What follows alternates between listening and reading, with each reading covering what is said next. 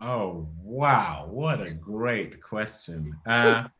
One of the first things I would do is to really put climate change at the top of the agenda. I think that the pandemic is a precursor to some of what is ahead for us if we don't really look after this planet. And what I mean by that is things that are way outside of our control, things that are going to really curtail the things that we value in terms of the way we live. You know, we're seeing it in the way the weather is changing. And if these water levels keep rising and we just pretend like it's not happening, we're really going to be in trouble as humanity. So that would be one of the first things I would do. I would argue that the very first thing we have to do is get, as many rapid tests as we can possibly get that are incredibly accurate, so that tomorrow, within the next, 6 weeks, you could jam something up your nose like a pregnancy test. If it turns green, you can go to the school or go to a concert or go to whatever, or go to the grocery store. And if it turns red, you go home. And then it seems as if the vaccines are pretty exciting. It looks like they're going to be 4 altogether. It looks like Johnson & Johnson also has one. So they're going to have those. I think you'd push to make it that the entire country, the military, everyone bands together to get those out, to get as many vaccines as you can possibly get. And then you have to deal with all of the things that we dealt with in the middle of all of this, which is racial equality, which is a big one. Obviously, it was, if COVID wasn't the main story, that would have been our main story of the year, of course. And I think we could look at gun violence as well. There's a few things we could start to get right away. After party, baby, but with mask on. Big celebration of just life and humanity.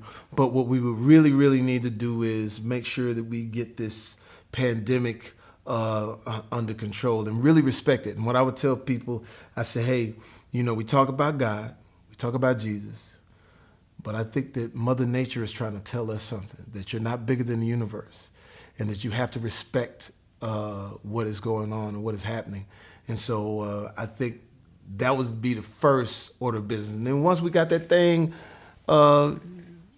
handled, time to pop that champagne and enjoy life. I would take every step that's necessary to make sure that all of the people in my country are safe. Whatever it takes. And because only then, and the decisions are not going to be for,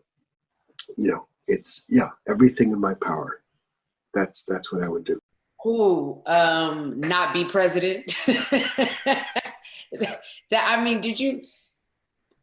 The way a president looks after they've served, like President Obama, aged 30 years in his 8 years of presidency.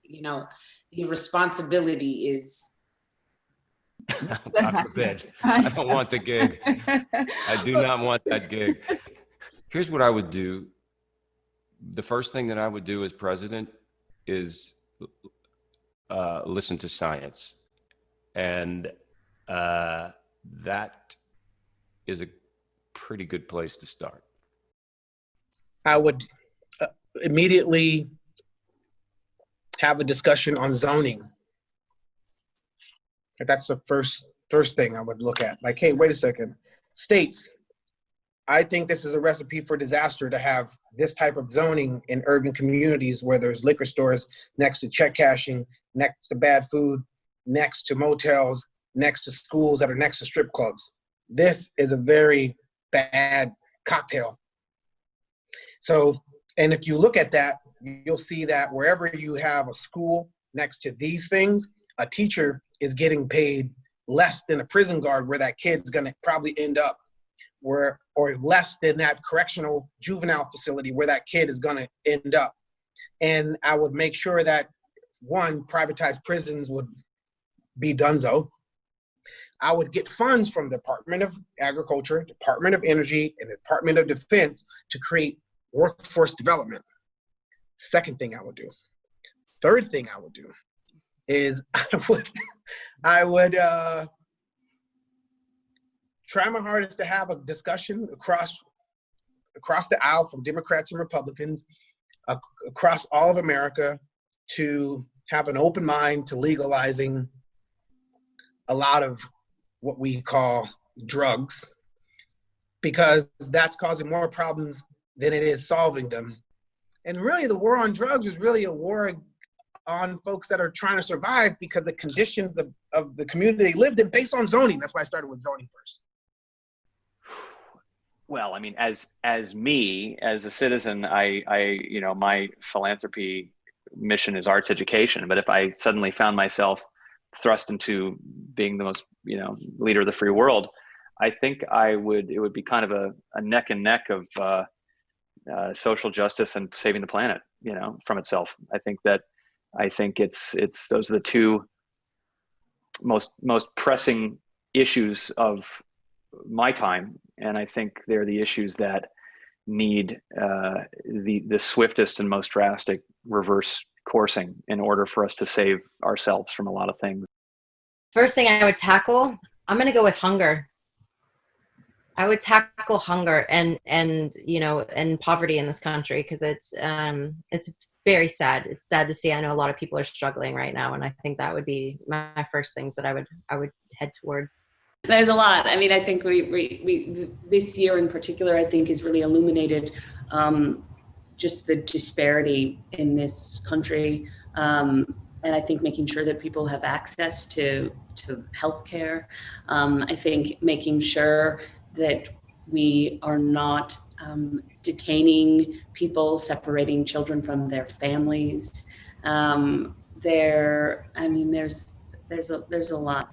This is too hard, but I tell you what, I would really like to address why are we so punishing?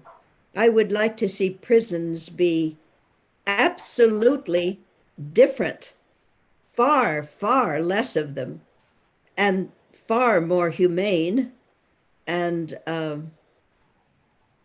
I think it's something wrong with us that we have such a wish to punish.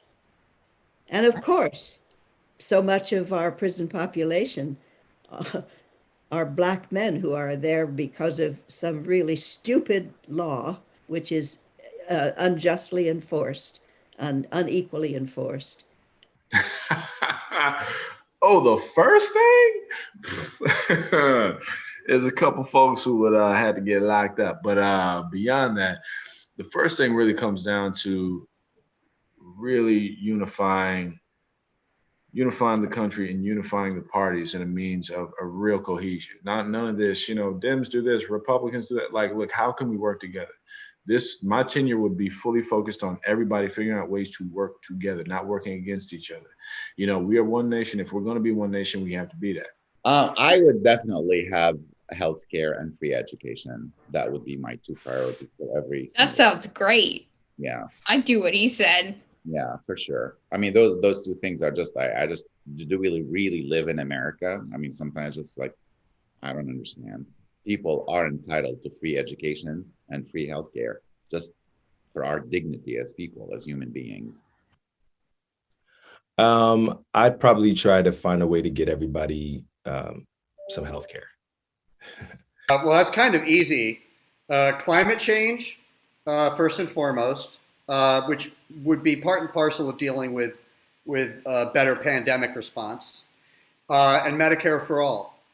I mean, I think that's it. I think you start there. I think that the country, and by virtue of the country, the world becomes a better place overnight.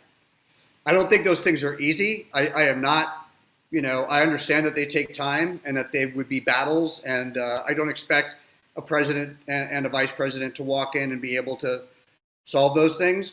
But to walk into an administration and say, we're canceling student debt, we're dealing with climate change, we're setting up a proper, scientific committee to deal with pandemics and other climate change related issues, and we're going to deal with Medicare for all. I think I think suddenly living in America would be a much less frightening enterprise than it currently is. I mean, before the pandemic, before all this, the world was falling apart, I would say I always wanted everyone to have to be a waiter for a month. I would say Valentine's Day should be a holiday. I would say we shouldn't have to work on Valentine's Day. I would say that we should not have to work on any other real holidays. Mine would be about the holidays that we have to work on, we should take off. So that would be my platform. Lucy, what about you? Yes, and I think there should be a national food holiday. Yeah. Just tagging along to what you said, we should celebrate food, and that should be a national holiday. Respectability and dignity in the office, I think, is just chiefly important, and just being able to unify as opposed to divide. You know, so I that's what I'm hopeful for with the next administration. I don't want to be the president. I was going to say. Go ahead. It's all yours. I was going to say. I don't want to do that job. You know what, sweetie pie? Let's talk about joy, because right now we're not in a state of joy. Okay, and there are so many issues to be dealt with that not one person can figure this out. It needs a team of people, and we'll get there.